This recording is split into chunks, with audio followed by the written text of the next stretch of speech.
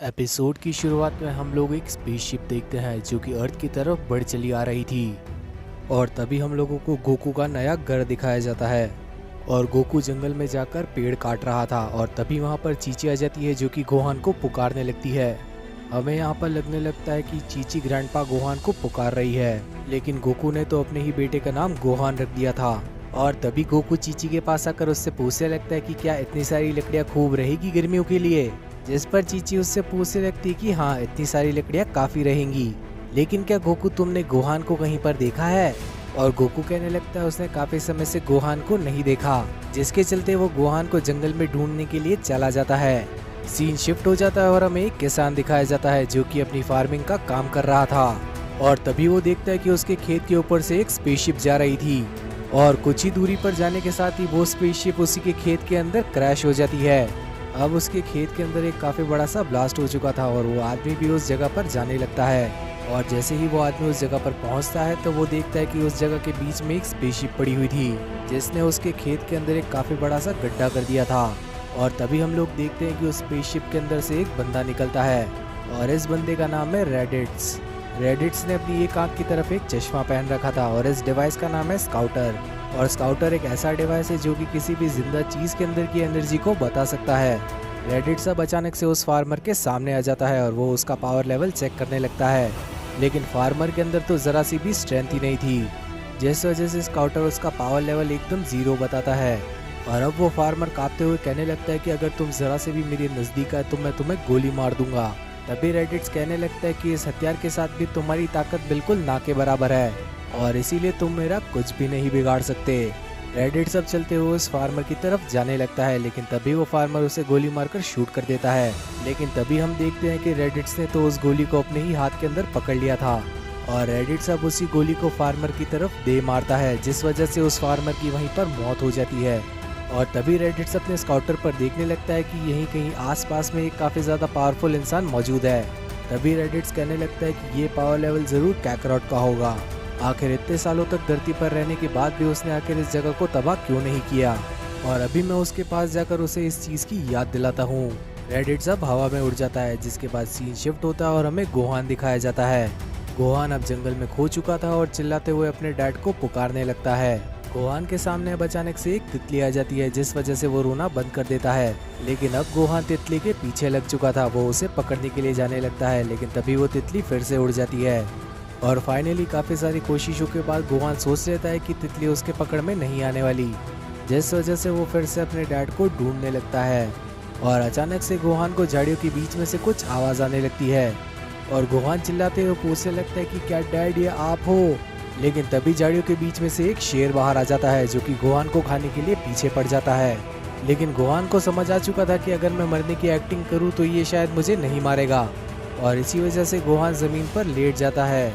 Gohan को लग रहा था कि अगर वो ऐसा करेगा तो वो शेर वहां से चला जाएगा, लेकिन वो शेर उसकी टोपी लेकर वहां से चला जाता है। और कुछ देर बाद जब वो शेर वहां से जा चुका था तो गोहान को रियलाइज होता है कि वो उसकी टोपी भी लेकर जा चुका है, जिस वजह से अब गोहान फिर से बहुत बुरी तरीके से रोने लगता है। गोहान अब उस शेर को ढूंढते हुए उसका पीछा करने लगता है। गोहान कहने लगता है कि वो टोपी मेरे डैड ने मुझे दी थी, तो तुम उसे लेकर मुझसे दूर नहीं जा सकते। अब भागते हुए गोहान एक ऐसी जगह पर चला जाता है जहाँ पर एक खाई थी, जिस वजह से गोहान अब एक खाई के अंदर गिरने लगता है। खाई से गिरने के डर की वजह से गोहान तो बेहोश हो चुका था, लेकिन उसकी पूंछ ने उसे बचा लिया था। और अब अचानक से गोहान जमीन पर पहुंच चुका था क्योंकि उसकी पूंछ ने उसे बचा लिया था। और दूसरी तरफ हम देखते हैं कि गोकू भी गोहान को ही ढूंढ रहा था। गोहान अब एक नदी के किनारे पहुंच चुका था और वो उसे पार करने लगता है। गोहान सही तरीके के साथ उस नदी को पार नहीं कर पाता, लेकिन तभी उसकी नजर एक पंछी पर जाती है जो कि नदी किनारे बैठा हुआ था, जिस वजह से गोहान अब उसी से बात करने लगता है। गोहान उस पंछी से उसका नाम पूछने लगता है, लेकिन वो पंछी डर के मारे वहां से उड़ जाता है। गोहान अब सरकते हुए उस लकड़ी के दूसरे मुहाने तक पहुंच जाता है, जिस वजह से वो लकड़ी अब पानी में अनस्टेबल होकर गिर जाती है। गोहान अब लकड़ी को पकड़ने के साथ ही ऊपर आने की कोशिश करने लगता है, लेकिन वो ऊपर नहीं आ पाता। और साथ ही साथ अब गोहान झरने की तरफ भी बह रहा है। और जंगल में अचानक से गोकू को वही शेर मिल जाता है जिसने गोहान की टोपी पहन रखी थी।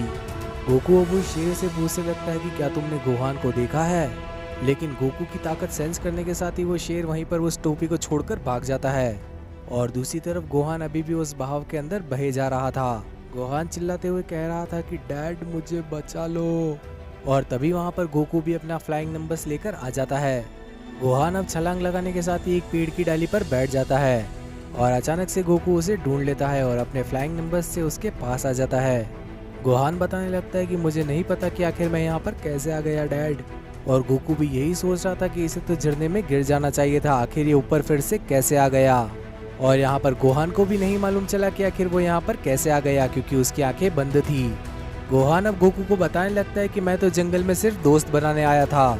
गोकू उसे कहने लगता है कि तुम मेरे दोस्तों को अपना दोस्त बना सकते हो, लेकिन अगर तुम्हें मेरे दोस्तों से मिलना है तो तुम्हें काफी ज्यादा बहादुर बनना पड़ेगा। और यहाँ पर गोहान भी गोकू की बात पर हामी भर देता है और ये दोनों ही गोकू के दोस्तों से मिलने के लिए निकल पड़ते हैं। इस चीज के चलते हम लोगों को फिर से रेडिट्स दिखाया जाता है, जो कि शहर को पार करते हुए अब रेगिस्तान की तरफ जा रहा था। रेडिट्स को रेगिस्तान के अंदर काफी ज्यादा स्ट्रॉन्ग सिग्नल मिल रहे थे। और तभी हम लोग पिक्कोलो को देखते हैं, जो कि सेंस कर लेता है कि कोई बहुत ज्यादा ताकतवर इंसान उसके पास आ रहा है। पिक्कोलो अब काफी ज्यादा टेंशन में आ जाता है कि कहीं ये गोकू तो नहीं, गोकू इतना ज्यादा ताकतवर नहीं हो सकता। पिक्कोलो अब तक कुछ समझ भी नहीं पाया था और रेडिट्स अचानक से उसके सामने आकर खड़ा हो जाता है। रेडिट्स अचानक से पिक्कोलो के सामने आने के साथ ही उससे पूछने लगता है कि क्या तुमने कैकारोट को देखा है। और तभी पिक्कोलो कहने लगता है कि आखिर तुम किसकी बात कर रहे हो, मैं किसी कैकारोट वैकारोट को नहीं जानता। और इतनी ही देर में रेडिट्स पिक्कोलो की एनर्जी को भांप लेता है।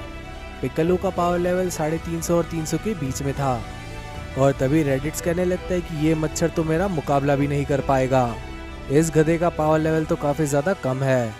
और ये चीज सुनने के साथ तो पिक्कोलो भी काफी ज्यादा डर जाता है और उसे काफी सारा पसीना आने लगता है। पिक्कोलो सोच रहा था कि क्या ये सचमुच में इतना ज्यादा ताकतवर है।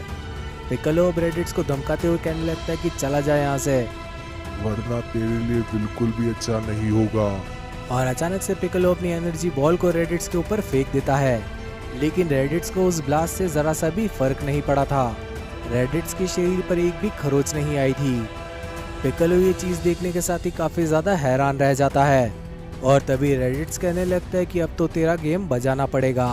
और तभी रेडिट्स उसे मारने के लिए उसके तरफ बढ़ने लगता है, लेकिन अचानक से रेडिट्स को अपने स्काउटर के अंदर काफी ज्यादा पावरफुल रीडिंग मिलने लगती है। और तभी रेडिट्स सोचने लगता है कि ये जरूर कैकारोट ही होगा, क्योंकि इतनी ज्यादा पावरफुल रीडिंग तो किसी साइयन योद्धा की ही हो सकती है। और अब रेडिट्स वहाँ से जाने लगता है और जाते जाते वो पिक्कोलो से कहता है कि तुम्हारा हिसाब मैं बाद में करूँगा, फिलहाल के लिए मुझे कैकारोट को उसका असली मिशन याद दिलाना है। जिसके चलते अब रेडिट्स वहाँ से चला जाता है और यहाँ पर पिक्कोलो की फटकर 4 हो चुकी थी। पिक्कोलो सोचने लगता है कि आखिर इतना ज्यादा पावरफुल बंदा कौन था। और तभी हम लोगों को मालूम चलता है कि कैकारोट और कोई नहीं बल्कि खुद गोकू है। गोकू को दरअसल में प्लेनेट वेजिटा से अर्थ को डिस्ट्रॉय करने के लिए भेजा गया था।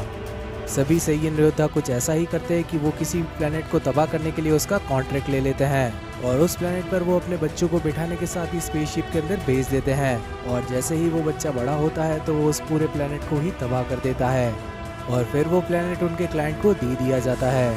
और काफी सारे सालों पहले इन लोगों ने गोकू को अर्थ पर भेजा था। गोकू दरअसल में अर्थ पर तो पहुंच गया, लेकिन आखिर उसने अर्थ को क्यों डिस्ट्रॉय नहीं किया, ये चीज हम लोगों को मालूम चलेगी अगले एपिसोड के अंदर। तो अगर आप लोग चाहते हैं कि मैं इस सीरीज को कंटिन्यू करूं तो वीडियो को लाइक करने के साथ ही चैनल को भी सब्सक्राइब कर देना और आखिर में नोटिफिकेशन बेल को ऑन करना मत भूलना, ताकि फ्यूचर में आने वाली वीडियोस की नोटिफिकेशन आप लोगों से मिस ना हो। और आप लोगों का एक लाइक काफ़ी ज़्यादा मोटिवेट करता है, तो वीडियो को लाइक और चैनल को सब्सक्राइब करना मत भूलना। तो अब मिलते हैं किसी और वीडियो के अंदर, तब तक के लिए बाय एवरीवन।